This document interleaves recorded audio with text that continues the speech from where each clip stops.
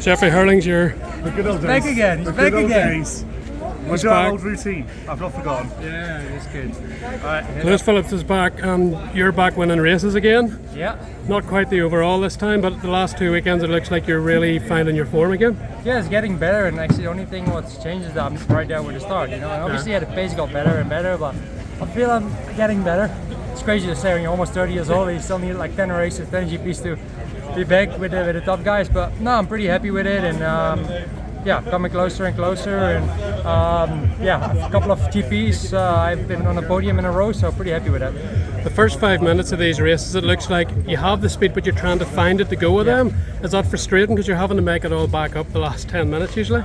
Yeah, but like honestly, like today and both motos, they maybe get me by a second or 2 or 3, but not like they get me by 10. Like often they get me by 15 seconds and they were just kind of gone. But now I kind of stayed on the rear wheel, but the track was impossible to pass. Even it's not about the rain because this track is just very tight track, and then like when you're like Tim and me, we were basically same speed, same with Jorge, almost. I just had a little overspeed, but just couldn't get around them. So that was the problem. Have you been practicing the 5 minute intensity off the start, or is it just race times bringing this back? Yeah, but the best thing for that is to just do races, and that's why I do all those races. People are like, oh, why are you racing in England? Why are you racing in Holland? Why are you racing all those things? I'm just racing it because when I'm on practice, I just do my laps, and I'm like, even if I go 1:35 or 1:37, I don't even know because I'm just there alone. So that's why I do the races, and there's always a little bit of good competition. Whenever I go to England, there's Conrad. Whenever I did some Dutch racing, was Romain.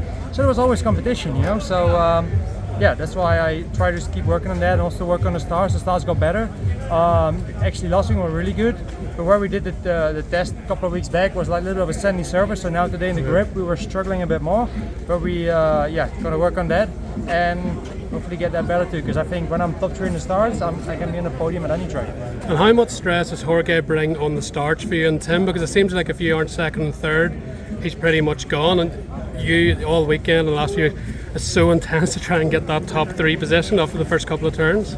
Yeah, obviously getting easier and easier because every weekend a couple of guys get hurt basically. I mean, it's not really, I hate saying this because I don't want anyone to be hurt, but it's just, I mean, we go super fast and it's not always the track, we can't always blame the track. Like sometimes you're very unlucky. Like the Paul's Jonas crash, he was just unlucky. It's just a star crash, could happen in Supercross, could happen anywhere. So it has nothing to do with the organization, nothing to do with the track.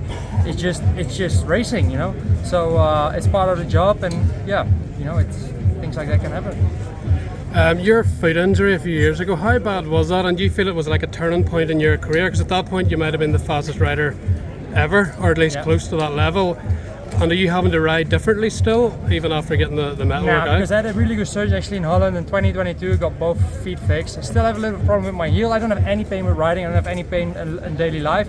Just does a little bump, and that's like always causing me kind of a blister. So for just normal walk. Furthermore, the other foot, which was really damaged, really bad, he got it fixed pretty good. I don't have any issues. So for riding, I'm not intimidated or whatsoever because of it. So but just I missed a lot. I missed a lot in 2019. Then I missed a lot again in 2022. I missed the entire season. 23 I missed a lot. So that's why people say, oh, Herlings isn't the same. No, but also sometimes you have to be honest and be aware that, okay, I haven't, like in 22, 23, I raced like 10 races out of 40 GPs kind of, So it's normal that it takes a bit of time, I would say. How's the intensity with you, Jorge, and Tim this year compared to the 2017, 2018 against Crowley? Because I think that might have been the fastest Tony ever went, trying to keep up with you. 21? 18 when you won the 18? Against Tony. Is the pace similar, or what would you? Back then it was just a straight out fight, me and Tony, just one-on-one every single time. Right now there's multiple guys who can win. Obviously Jorge has the speed, I have the speed, Tim has the speed.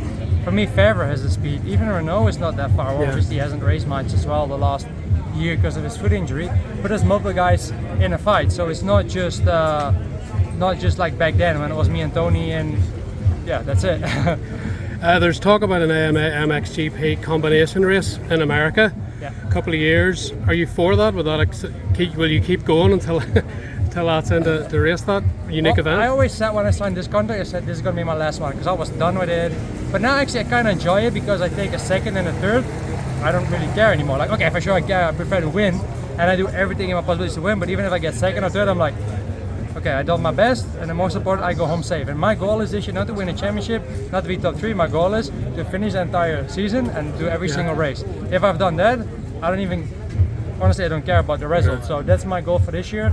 And if then we finish 3rd or 2nd, I'll take it. Even now, I'm not that far anymore behind Jorge. Okay, Tim's like 70 something points in front, but it's still 10 races to go, and anything can still happen. If you were to advise 15-year-old Jeffrey Herlings, knowing what you know now, what would you tell him? That's half my lifetime back, mate. I've already been winning GPs in 2010, which is like over 15 years ago. So it's that had to be more smart at times. But still, today I still make mistakes. So it's not just back then I made a lot, and today I still make a few. Did you enjoy it then, or was it just winning? Are you enjoying it now? The process more of racing and training? I love the process of racing. I love the process of training. I sometimes don't like the things around it, all the media stuff I gotta do, but I know it's part of the job. And not this particularly, but we have a lot of things what people don't see, and a lot of things we have to do for partners and sponsors. That's the only thing I like a bit less, but I'm also fully aware because of them we're able to live our dream, and the partners and whatsoever they pay for it. So it's also normal we have to give things back, but we have a 24/7 job kind of, It's not that I go home and I'll be a free man tomorrow, because then again you're training, and again you have to work your ass off. So it's but I still love it, and that's why also I still want to continue. Like my contract's up next year with KTM, but after that I still want to continue. Brilliant, thank you, well done.